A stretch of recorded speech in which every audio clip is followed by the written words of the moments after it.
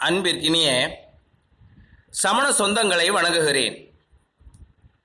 ஏலாதியினுடைய 25 மற்றும் 26வது செய்யுளை பார்க்கிறோம்.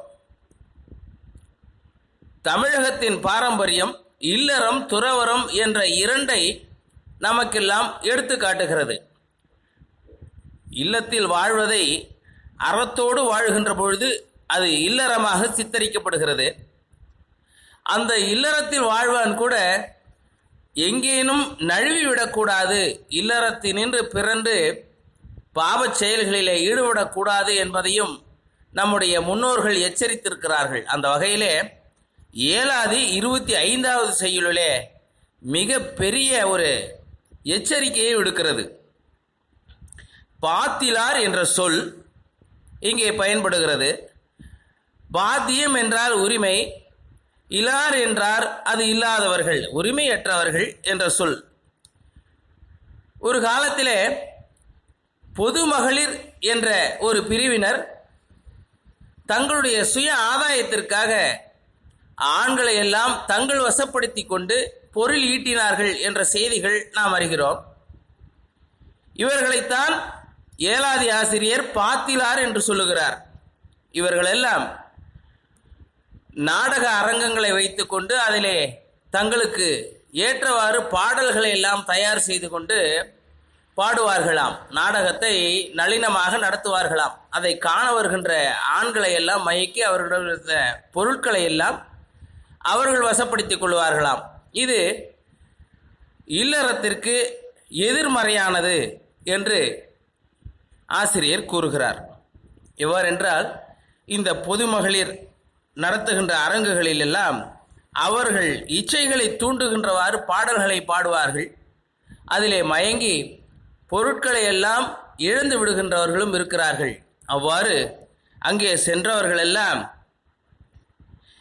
தங்களுக்கு ஏற்படுகின்ற பழி பாவம் எவற்றையும் பார்க்காமல் தங்களுக்கு நேருகின்ற பகை தீச்சொல் கடைசியிலே வருகின்ற இறப்பு எவற்றை பற்றியும் சிந்திக்காமல் அவரிடத்திலே மயங்கி விடுவார்கள் என்று கூறுகிறார். அவ்வாறு இருக்கக்கூடாது என்றும் கூறுகிறார். இந்த கதைதான், இந்த நீதிதான் கோவலனுடைய கதை ஏற்படுத்தவே உறுதுணையாக இருந்தது போலும்.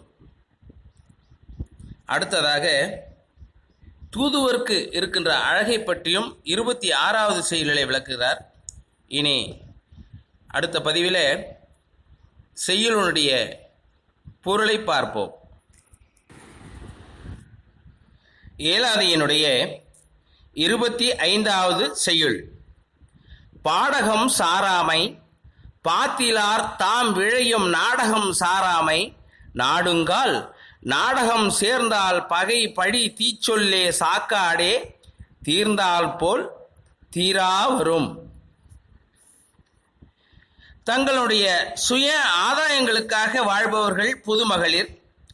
அவர்கள் பாடுகின்ற நடனமாடுகின்ற அரங்கிற்கு எவரும் செல்லக்கூடாது.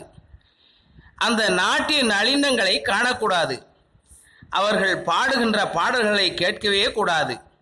அவ்வாறு கண்டாலும் கேட்டாலும் அவற்றால் ஏற்படுகின்ற பழி பகை கடுஞ்சொல் அதன் பின் நேரும் இறப்பு என இவை எவற்றையும் உணராமல் அவர்களிடத்திலேயே மதி மயங்கி கிடக்க நேரிடும். 26வது செய்யுள். மாண்டு அமைந்து ஆராய்ந்த மதிவனப்பே வன் கண்மை ஆண்டு அமைந்த கல்வியே சொல் ஆற்றல் பூண்டு அமைந்த காலம் அறிதல் கருதுங்கால் தூதுவர்க்கு ஞாலம் அறிந்த புகழ்.